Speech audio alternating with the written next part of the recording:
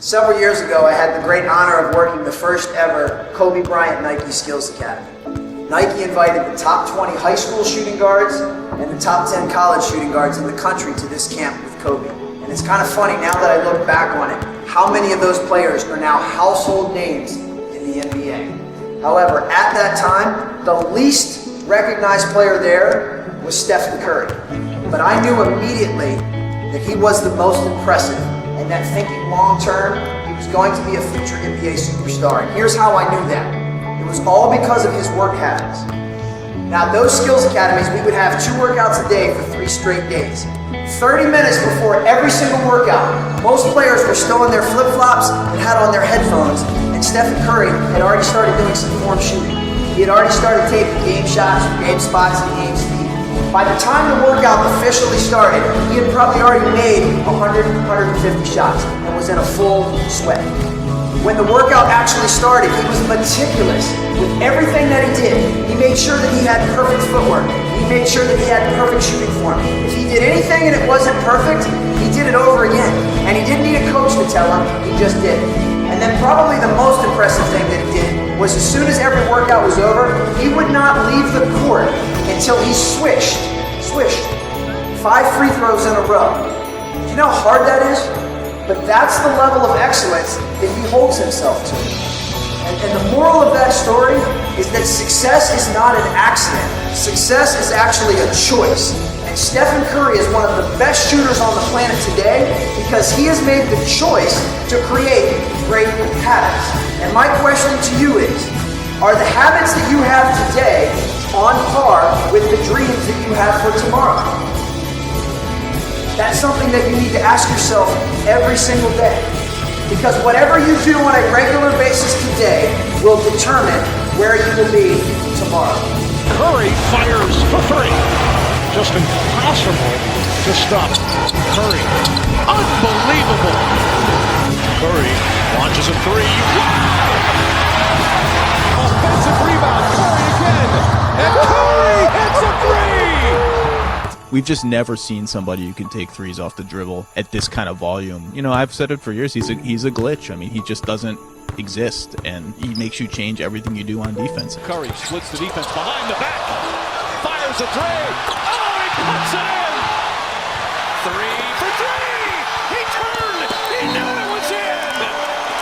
He turned and ran back before the ball ever got there! When Curry gets hot, there's just nothing like it. I've been in 2 arenas now where it happened. I can't even describe it. I don't even know how to describe what I watched tonight. I have never seen a player with this skill set. He'll tee up the 3 for the record. He got it!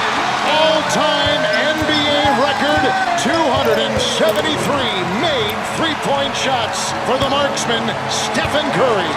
And the moral of that story is that success is not an accident. Success is actually a choice. And Stephen Curry is one of the best shooters on the planet today because he has made the choice to create great habits. And my question to you is, are the habits that you have today on par with the dreams that you have for tomorrow? Long rebound, Steph, no timeout with 6 and 5. Curry for the lead. Curry electrifying this crowd.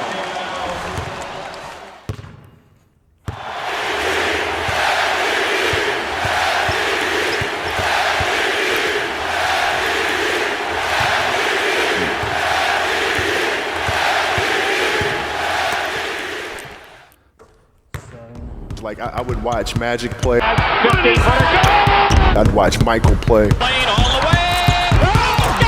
And I would see them do these unbelievable things, and I'd say, you know, can I get to that level? I don't know, but let's find out.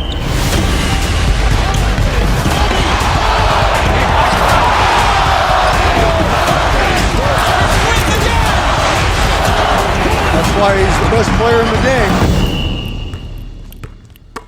Everything was done to try to learn how to become a better basketball player. Everything. And so when you have that point of view, then literally the world becomes your library.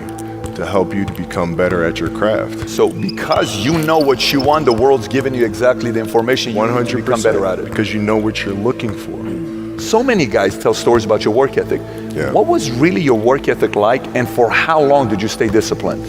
Well, I mean, every day. I mean, since 20 years. I mean, it was an everyday process and trying to figure out strengths and weaknesses. For example, jumping ability. Now, my vertical was a 40. It wasn't a 46 or a 45. My hands are big, but they're not massive.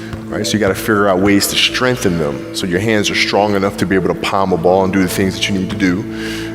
Quickness, I was quick, but not insanely quick. I was fast, but not ridiculously fast. Right? So I had to rely on skill a lot more.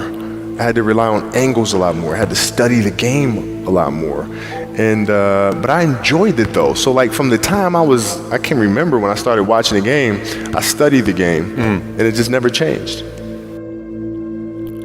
It's a good separation for me, emotionally, to be able to put myself in a place where at practice or when I'm training or during games, I switch my mind to something else. I switch my mode into something else, right? For me, it's the equivalent of Maximus Decimus Meridius in Gladiator picking up the dirt, smelling the dirt.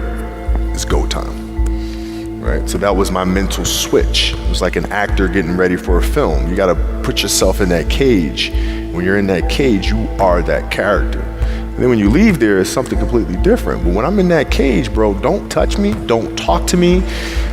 Just leave me alone. How did you get mentally and emotionally so strong where it doesn't bother you? Well, you got to look at the reality of the situation. Like for me, it's not, you kind of got to get over yourself.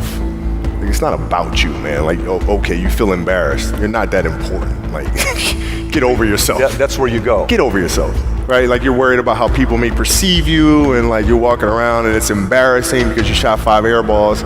Get over yourself, right? And then after that, it's okay, well, why did those air balls happen? Got it. High school, year before, we played 35 games, max, right? Week in between, spaced out, plenty of time to rest. In the NBA, it's back to back to back to back to back to back to back. I didn't have the legs. So you look at the shot, every shot was online, but every shot was short, right? I gotta get stronger. I gotta train differently. The weight training program that I'm doing, I gotta tailor it for an 82-game season so that when the playoffs come around, my legs are stronger and that ball gets there. So I look at it with rationale and say, okay, well, the reason why I shot air balls is because my legs aren't there. I go, well, next year they'll be there. That was it. Done. Were there some names that you looked at and says, these 3 guys are as crazy as I am? At the time, I deal with what I've referred to as Goat Mountain. I went to Goat Mountain and I talked to Magic, Michael, Bird, Hakeem Olajuwon, Jerry West, Oscar Robinson, Bill Russell. So I would talk to them. What did you do? What were your experiences? Michael in particular, he's become my big brother. He's been my big brother since I first came in the league.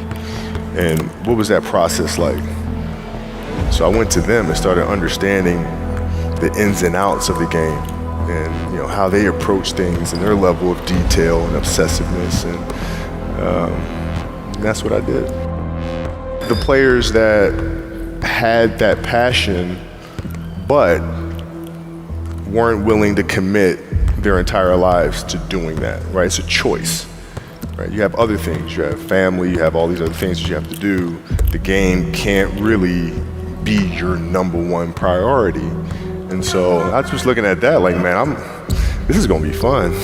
If I'm buddies with you from high school, if I'm a cousin of yours, what happened to our relationship? How did that gravitate when you went into the league and you're determined to become the greatest, or you're determined to become one of the greatest? What happens to our relationship? Well, it suffers. It does suffer. Oh yeah. Okay. Yeah. And you understood that. You were okay with that.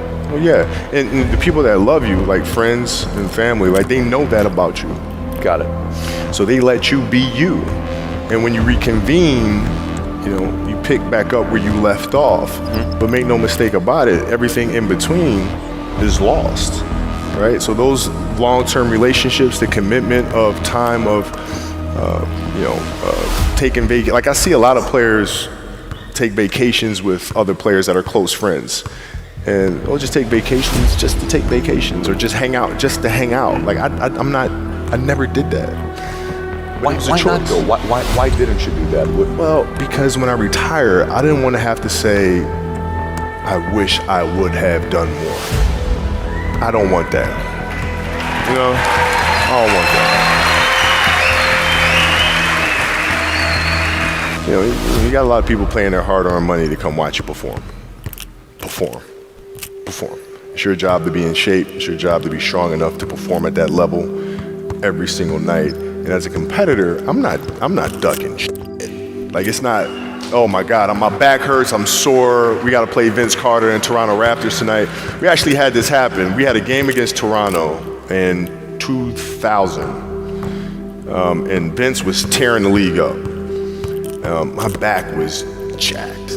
But like the perception of that, like what? Kobe's missing the game against Toronto and Vince Carter because my back was really spasming. But people will be like, what? Oh, he's ducking Vince. Excuse me? No, I don't think so. So I would be in the layup line like, okay, there's a lot of days where you can rest and recover. Today ain't one of them. Your back can bother you any other day. That shit ain't bothering me today. He gonna have to see me today. Yeah. Oh man. Yeah. If you're looking at a big investments you got to make, what is the decision-making process there? Do you call? Is there first you do your own research? You take this much time. You call an advisor. Is there a system you follow? It's pretty simple for me. It's do you understand the business? Is it a business that you can help in some form or fashion? What are the barriers of entry to that business? And then the entrepreneurs themselves, the company itself, right? Do they have a culture that you believe is sustainable? Are these leaders people that you believe in? Are they people that are obsessives? And in turn, have they created a culture of obsessiveness? So I tend to look at those 4 factors, and that's it. That's big right there, by the way. I don't know if you guys caught that right there. That's pretty massive right there. Same determination. What's your current work schedule look like today? It's different because I personally am not writing every word of the novels. I am not animating the films. What I have to do now is make sure that the people that we bring in, these obsessives that we bring in, are challenging themselves to do the best job that they think they can do. That's what I'm there for, is for them to constantly look in the mirror and self-assess and challenge themselves. If we have a project and you're saying, okay, I can do that, that's not the project we want. The projects that say, I don't know if I can animate that. I don't know how to write that story. I don't know how to do that. Those are the things we want, because through that curiosity, you'll reach a level that you didn't think was possible. And so running the studio, that's what I'm doing.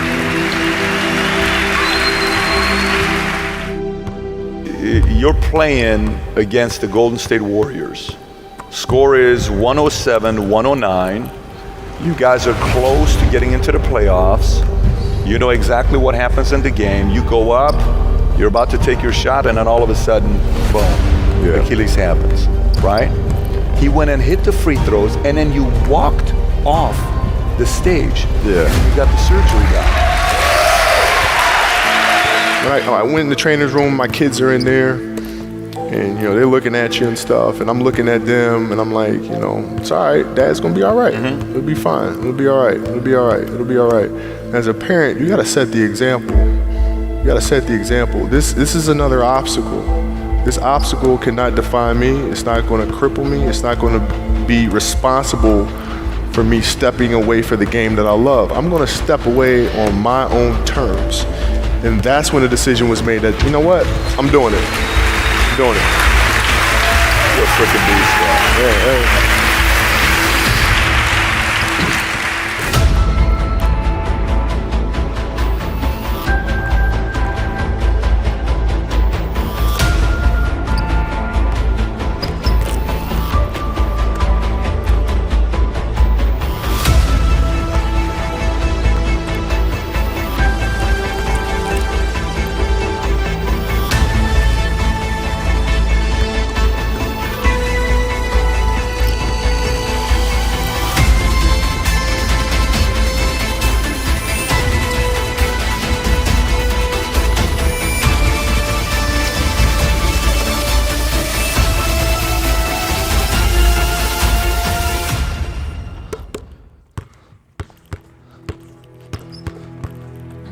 missed more than 9,000 shots in my career. I've lost almost 300 games. 26 times I've been trusted to take the game-winning shot and missed. I've failed over and over and over again in my life. And that is why I succeed. Maybe it's my fault. Maybe I led you to believe it was easy when it wasn't. Maybe I made you think my highlights started at the free throw line and not in the gym. Maybe I made you think that every shot I took was a game winner. That my game was built on flash and not fire. Maybe it's my fault that you didn't see that failure gave me strength, that my pain was my motivation. Maybe I led you to believe that basketball was a God-given gift and not something I worked for every single day of my life. Maybe I destroyed the game.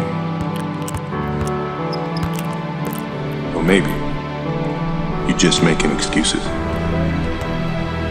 Have you ever gone on the court and been afraid?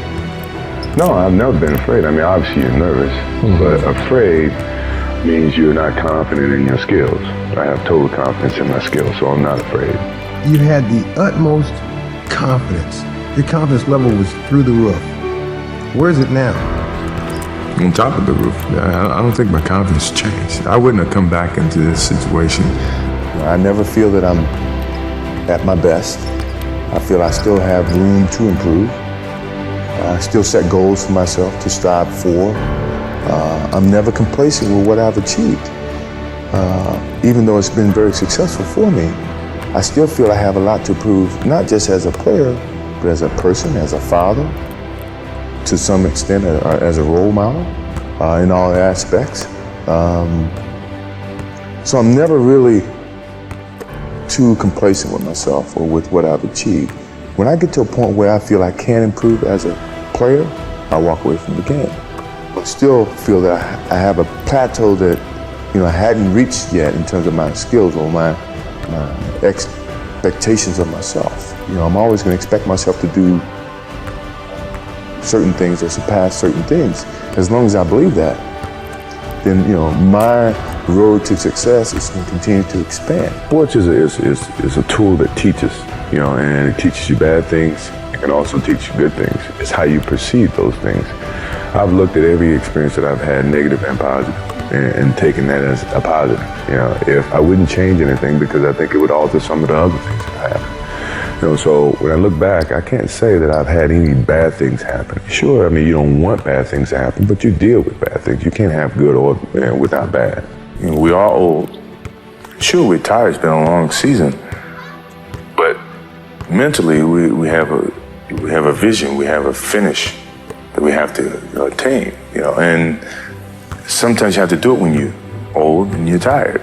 And I think it's the test of your will to succeed when you have to deal with some of these negatives. And I'm pretty sure by the end of this playoffs, you'll see the old and the tired people were very, very young and strong mentally. I feel like I'm the most fierce competitor there is. I don't think I'm ever going to find something equal to the game of basketball for me. They talk about guys being competitors. He was the fiercest of all the competitors. I know Jesus worked 7 days a week. On 6 days, he rested on Sunday, didn't he? Well, Michael Jordan played on Sunday. An assassin personified that had that killer instinct. I'm not sure people really know how good this guy is. Michael Jordan at his best, there's very few people on this planet that can do this. For me, Michael Jordan was a killer. It didn't matter. He wanted to come in and kill you. What motivates me is the unknown. No one knows. They can all speculate, but no one really knows. And myself, I didn't know. But I didn't let that stop me. And I let that motivate me more so than anything. That You know, as long as it's unknown, that means I have a chance. You know, and that's the way I pursued my whole career. No matter what the game is, or who you're playing against, you have to want the ball. The clock. The pressure. Block all that out. All you think about is what you have to do to win. That's why I love the end of the game. Because it comes down to that one moment when it's all in my hand.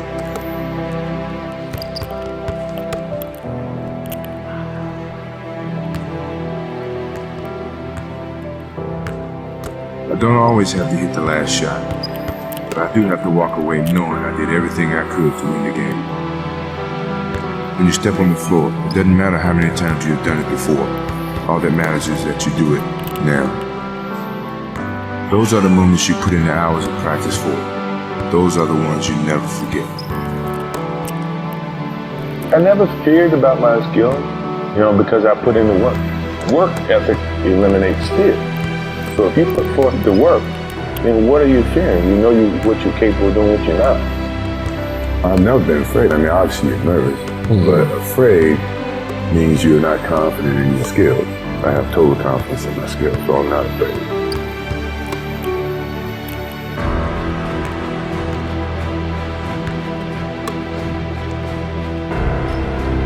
Be true to the game, because the game will be true to you. If you try to shortcut the game, then the game's going to shortcut you. If you put forth the effort, good things will be bestowed upon you. That's truly about the game. And in some ways, that's about life too.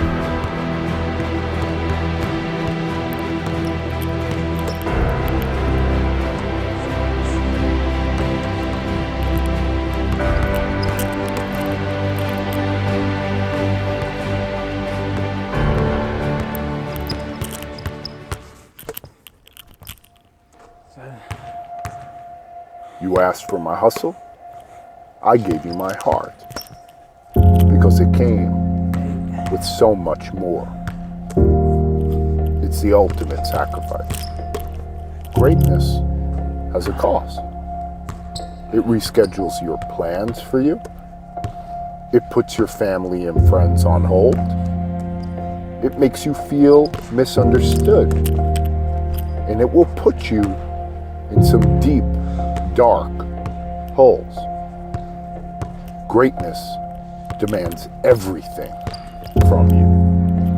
Your mind, your body, your spirit, and your soul. So what do when you shoot 4 air balls in a playoff game? What do? Do you sulk? Do you weep? When you disappointed all of your teammates, when you let down all of the fans, do you ask for sympathy? Do you ask why me?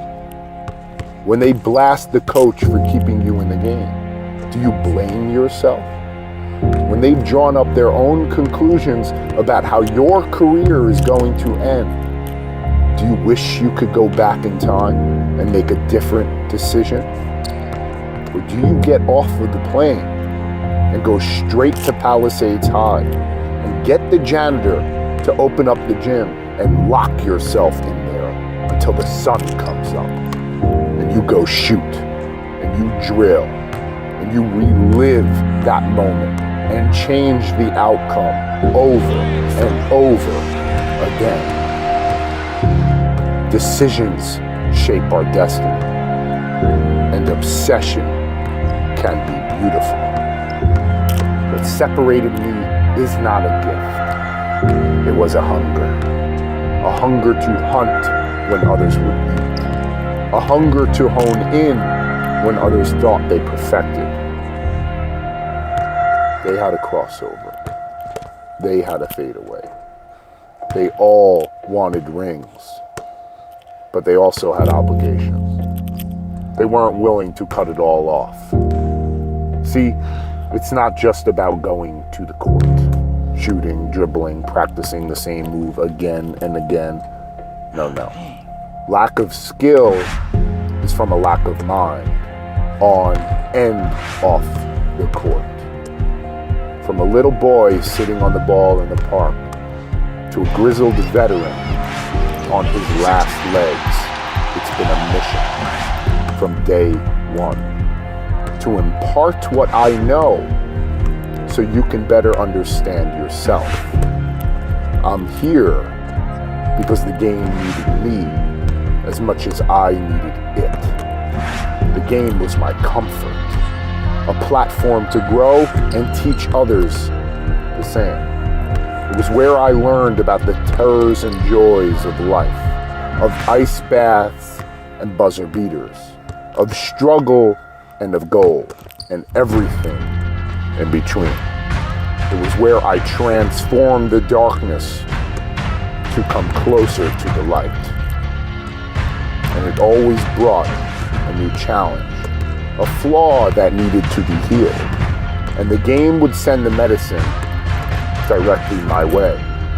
And you will have to make that choice for yourself, whether that treatment would be worth it or not for you. But greatness cannot come without that cost. How do you press enough without pressing too hard? How do you go far enough if you don't go too far? How do you get 11 others to begin their relentless pursuit? To duplicate yourself, not in terms of skill, but in terms of competitive spirit. To instill the intensity, to impart that DNA so that you can be champions on the court and men off of it. How do you prove to the world who you really are? To honestly express yourself. The media will paint a story. The fans and critics will create their own. But no one's expectation, no one's, could live up to my own. I am that killer snake. You know, and I'm stone cold, man. My love to become more and to give more.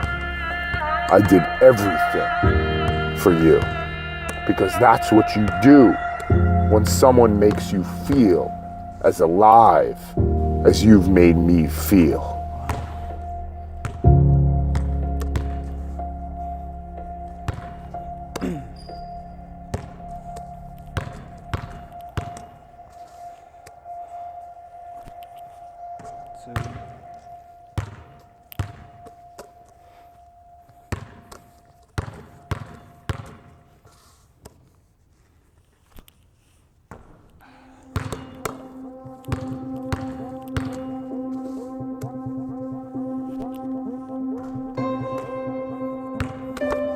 The thing about time is that it comes and goes. Tomorrow will make today a distant memory, and as quick as you were here, you'll be gone. What's in front of you is an opportunity to make right now something you'll never forget. You have the ability to write history, to create a story that will live with you forever. Think back to all the days leading up to today. All the training, the hours of preparation, the pain you felt. They have brought you to this moment. They are the armor that you wear. Right now is about execution. It's about taking all those hours and turning them into the best version of yourself. Today is about being better than you ever dreamed you could be. These are the moments you live for.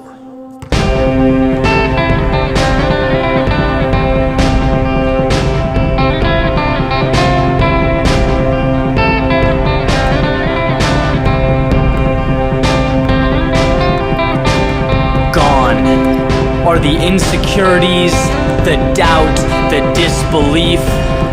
This day is yours. Look your opponents in the eye. They cannot give what you can. You have built this opportunity piece by piece. You have created an unstoppable force, and it's finally time to reveal that to the world. Let people doubt you. They'll see with time.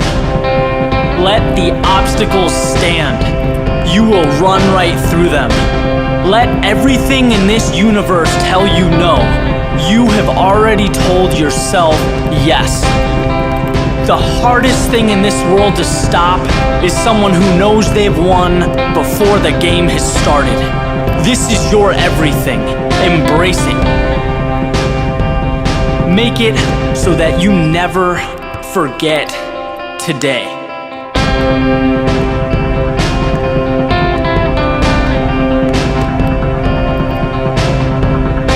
You are the god of your world, and in your world, you write the script.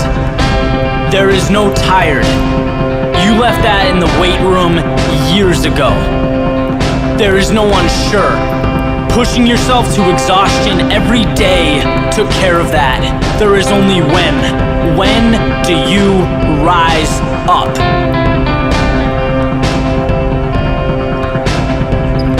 There comes a point when you've just given too much. Your sacrifice is too great to accept anything but the very best. Everything else is noise. This is your day. It will not disappear with time. It will live on. You have earned today. Go make sure the world knows.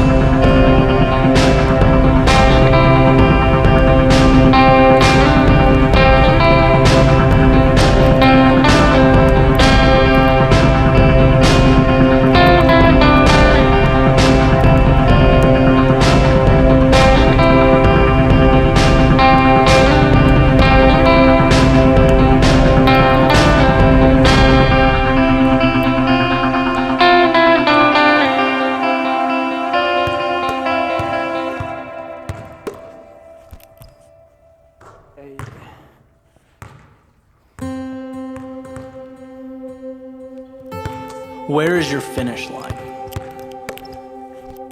What is your maximum effort? Think about that question. What is your indication that you've hit your peak? It's an interesting question because when you look closely, you'll find that there truly is no answer. Right? People point to fatigue, being tired, maybe they're happy with the result, but it still leaves the question unanswered. What is your limit?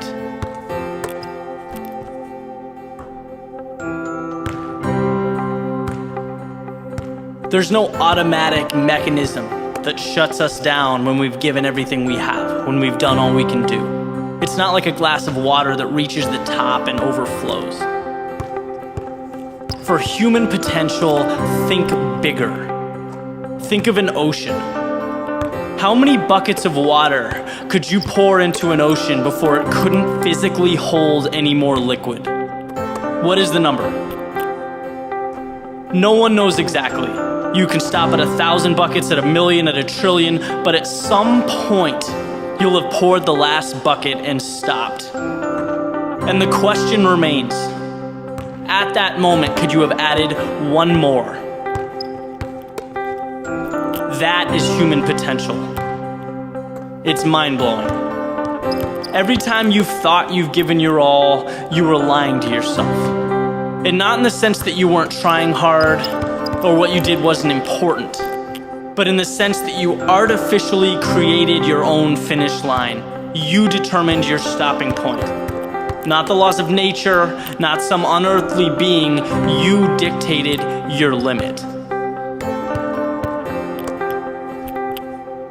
I had an old coach who used to reference Roger Bannister. He was the first person to break the 4-minute mile, a feat that at the time was simply unheard of. So what happens? He accomplishes this goal, and suddenly people start doing it all over the world. Rapid fire. In a very short amount of time. Why? Because it became real. People had living proof that it was possible. 4 minutes, what is that? It's an artificial stopping point, a self-created limit. It does not exist. Just like the reason you think you can't write the next best-selling book, or the reason you go to a job you hate every day, because you've settled. You've limited your potential without even realizing it. Why would you cut yourself off there? There's so much more to obtain, so much more to achieve, so much waiting. Man, life is just too short to not make the most out of it, to get in the way of your own greatness. Why would you decide to wake up every day and not feel like it was the best gift possible? Not take advantage? Why would you limit that for yourself? There will be times when you struggle, there will be tough days, there will be times of self-doubt. But let it all fall to the wayside. See past it. Your destiny lies far beyond any self-made wall. Take that with you.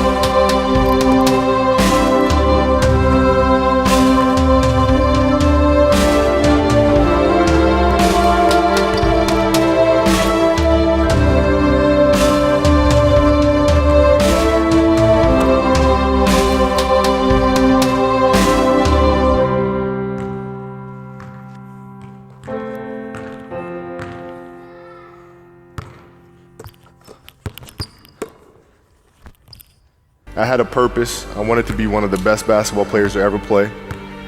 And anything else that was outside of that lane, I didn't have time for. There's a quote from one of my English teachers at Lower Merion named Mr. Fisk. He had a great quote that said, "Rest at the end, not in the middle." And that's something I always live by. You know, I'm not gonna rest now, I'm gonna keep on pushing now. There are a lot of answers that I don't have, even questions that I don't have. But I'm just gonna keep going. I'm just gonna keep going, and I'll figure these things out as we go, right? And you just continue to build that way. So I try to live by that all the time. At what age did that goal become crystal clear? I made that deal with myself at 13 years old. At 13 years old? 13 years old. That's the deal I made. You were crystal clear about it? Crystal clear. And where did inspiration come from? The love of the game. The love of the game, the challenge. Like I would watch Magic play, I'd watch Michael play, and I would see them do these unbelievable things, and I'd say, you know, can I get to that level? I don't know, but let's find out. Let's find out. And so that curiosity to see where I could push this thing led me down that path, I think. I had a summer where I played basketball when I was like 10 or 11 years old, and here I come playing, and I don't score 1 point the entire summer. Not a free throw, nothing, not a lucky shot, not a breakaway layup, 0 points. And I remember crying about it and being upset about it. And my father just gave me a hug and said, listen, whether you score 0 or score 60, I'm gonna love you no matter what. Wow. Now that is the most important thing that you can say to a child. Because from there, I was like, okay, that gives me all the confidence in the world to fail. I have the security there. But to hell with that, I'm scoring 60. And from there, I just went to work. And I stayed with it. I kept practicing. I think that's when the idea of understanding a long-term view became important. Because I wasn't going to catch these kids in a week. I wasn't going to catch them in a year, right? So that's when I sat down and said, okay, this is going to take some thought, right? What do I want to work on first? All right, shooting. All right, let's knock this out. Let's focus on this. Half a year, 6 months, do nothing but shoot. Right, after that, all right, creating your own shot, and you focus. So I started creating a menu of things. When I came back the next summer, I was a little bit better. I scored. Yeah, it wasn't much, right? But I scored. And this is 12, 13. 12, 13. And then 14 came around, back half of 13, 14 years old, and then I was just killing everyone. And it happened in 2 years, and I wasn't expecting it to happen in 2 years, but it did, because what I had to do was work on the basics and the fundamentals. Well, they relied on their athleticism and their natural ability. And because I stick to the fundamentals, it just caught up to them. And then my body, my knees stopped hurting, I grew into my frame, and then it was game over. Wow. Were you always competitive from the day you were born? You were super competitive? Competitive with things that I participate in. So I'll put it to you this way. So basketball for me was the most important thing. So everything I saw, whether it was TV shows, whether it was books I read, people I talked to, everything was done to try to learn how to become a better basketball player. Everything. And so when you have that point of view, then literally the world becomes your library to help you to become better at your craft. So at 13 years old, I had a kill list.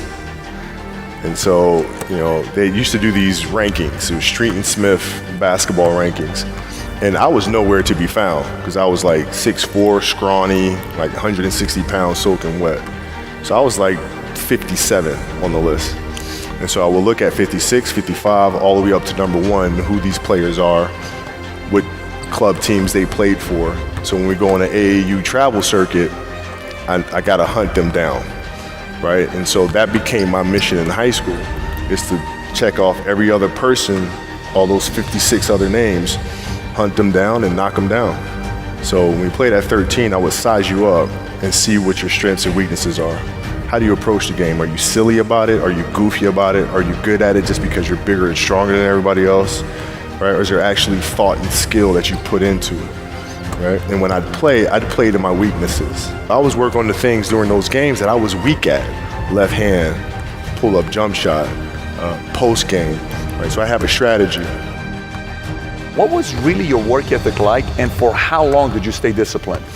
Well, I mean, every day. Since 20 years. It was an everyday process and trying to figure out strengths and weaknesses. For example, jumping ability. Now, my vertical was a 40, it wasn't a 46 or a 45. My hands are big, but they're not massive.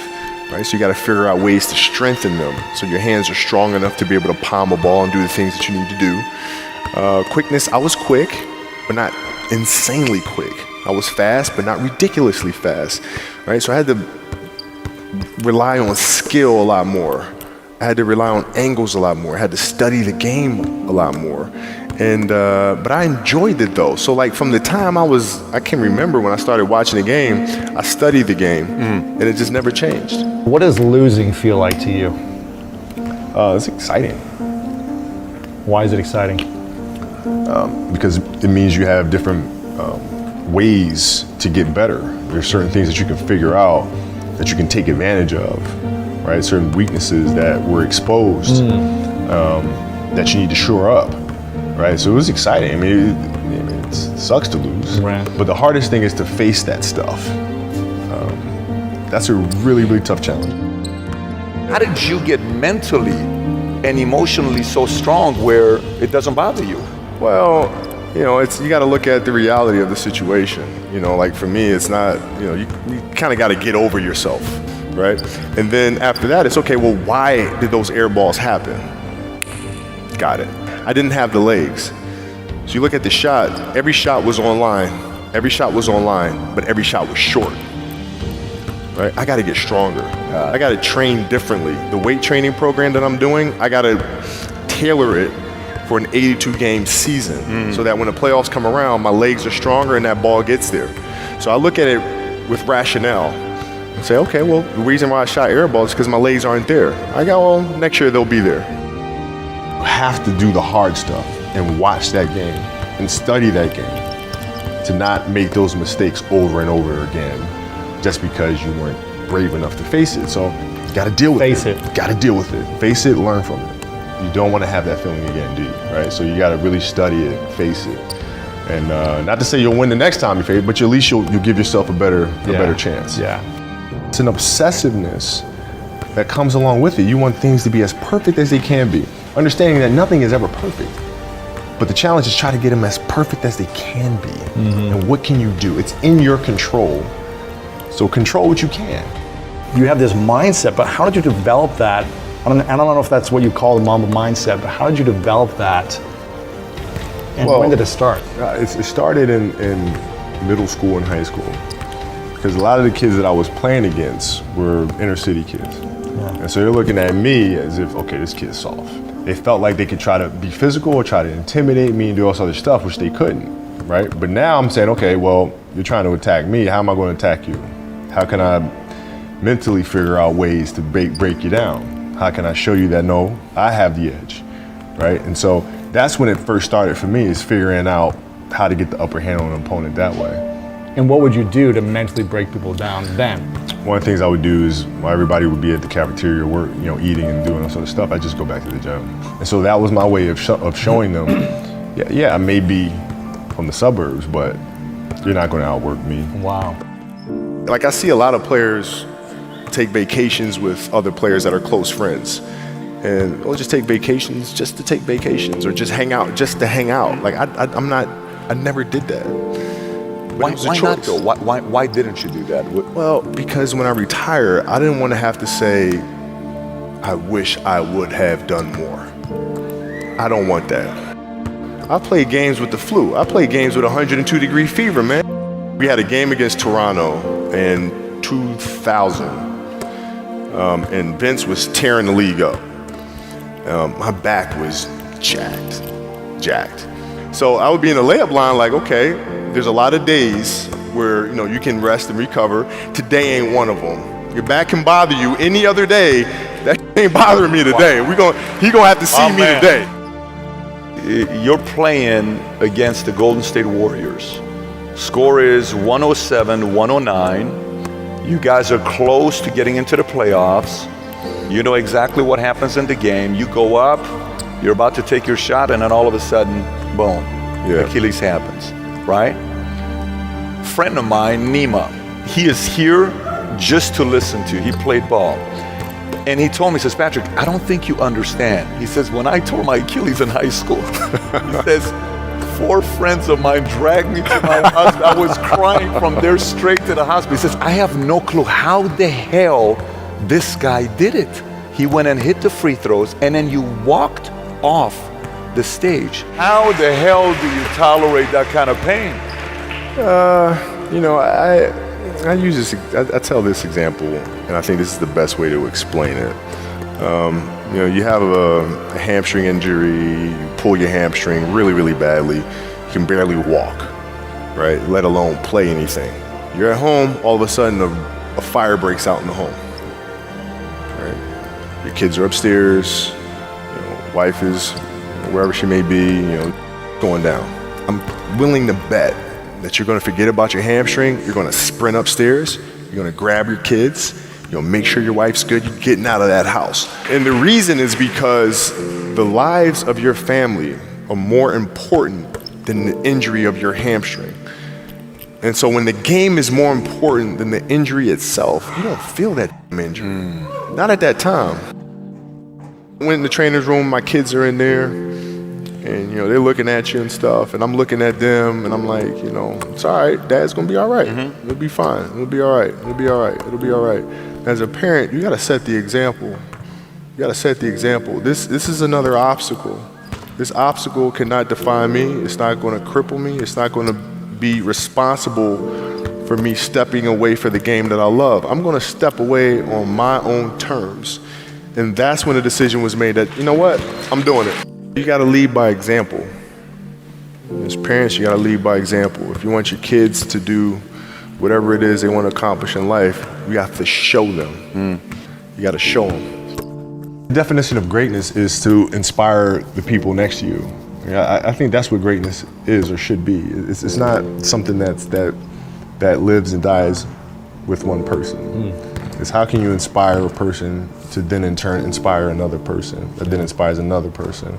And that's how you create something that I think lasts forever. And I think that's our challenge as people, is to figure out how our story can impact others and motivate them in a way to create their own greatness. There are a few things you just can't learn from a textbook,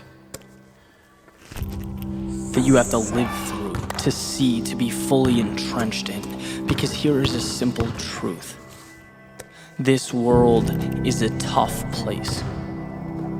Getting what you want, making the most of the time you have, requires that you put yourself in the position to succeed. It means you see a finish line before one exists. Look, no one's ever gonna call you and tell you how incredible your idea is. You can't build a business on potential or win a championship on promise. Results are binary. You either accomplished something or you simply did not. Right? That's it. That's what people see, the result.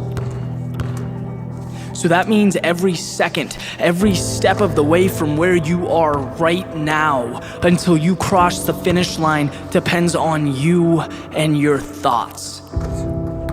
how you internalize failure, how you look at setbacks. When no one is around to pat you on the back or tell you how great you are, will you have enough self-belief to move forward?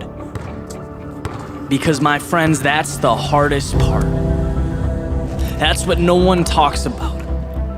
Having the courage to wake up every single day of your life and know that you are building towards something incredible. You are creating a masterpiece from the ground up. And that means that when you're looking in the mirror, you believe in what's staring back at you. You see the unseen and you are willing to bring it to life. That is the foundation that you build greatness on. And it's a daily pursuit, creating milestones, designing the small wins that keep you going, that keep you moving, that get you past all those times you so desperately want to turn around, but know that for you, it simply isn't an option.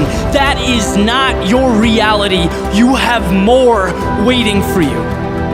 And so you press on, cloaked in confidence, you move into the unknown, seeking the day the rest of the world looks up and calls you lucky. They'll look at what you built and say how fortunate you are, but they won't comprehend the 20-hour days, the focus, the ridicule for being different or obsessive or nonconformist. They won't know that self-belief trumped all of that it was everything. The word great is separate for a reason. It implies a specific set of beliefs and values. It means you saw light when most people saw darkness. It means you said yes when most people said no. You moved forward when the rest of the world turned around. Believe in your greatness. See it, live it. It is there, and you need to know that it's there. Because it will make all the difference. Your self-belief will define you.